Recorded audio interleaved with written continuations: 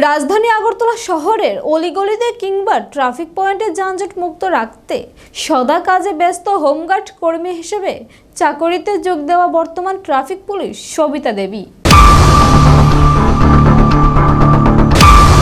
রাজধানী আগরতলা শহরের অলিগলিতে কিংবা ট্রাফিক পয়েন্টে যানজট মুক্ত রাখতে সদা কাজে ব্যস্ত হোমগার্ড কর্মী হিসেবে চাকরিতে যোগ দেওয়া সবিতা দেবী সাংবাদিকদের মুখোমুখি হয়ে তিনি জানালেন 1992 সালে হোমগার্ড কর্মী হিসেবে চাকরিতে যোগ দিয়েছিলেন। 3 বছর পর 1995 সালে তাকে ট্রাফিক পুলিশের দায়িত্বে আনা হয়েছিল। সেই থেকে এখন পর্যন্ত শহরের যানজট নিয়ন্ত্রণে ট্রাফিক পুলিশের ভূমিকা পালন করে চলছেন। রাজ্যে বিজেপি সরকার ক্ষমতায় আসার পর তাদের বেতন বৃদ্ধি করা হয়েছিল, অন্যদের নিয়মিত করা হলেও তাকে নিয়মিত করা হয়নি বলে আক্ষেপ তার। সরকার যদি তাকে নিয়মিত করত তাহলে ভালোভাবে জীবন ধারণ করা যেত। স্মার্ট সিটিতে রূপান্তরিত রাজধানী আগরতলা শহর পাল্টে গেছে শহর। অতীতের মতো ট্রাফিক পয়েন্টে কিংবা পোস্টে দাঁড়িয়ে এখন আর যানবাহন নিয়ন্ত্রণ করতে হয় না ট্রাফিক পুলিশদের।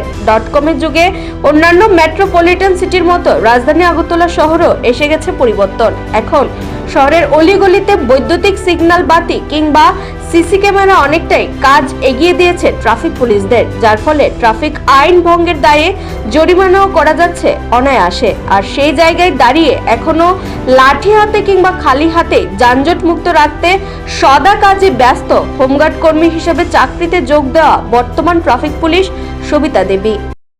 আমি 92 থেকে চাকরি পাইছি, 95 থেকে আমি ট্রাফিকে, কিন্তু ট্রাফিকে আমাকে সবাই চিনে।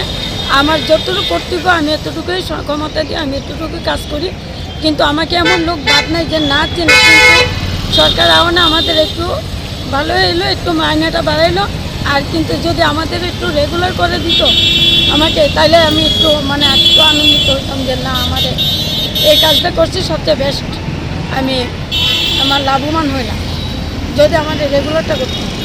এটাই সবাই আমাদেরকে একই বলে, কিন্তু আপনাকে তো রেগুলার করেনি, রেগুলার করলে তো আপনি ভালো ছিলেন, কিন্তু না করলে কী কোনো বলুন।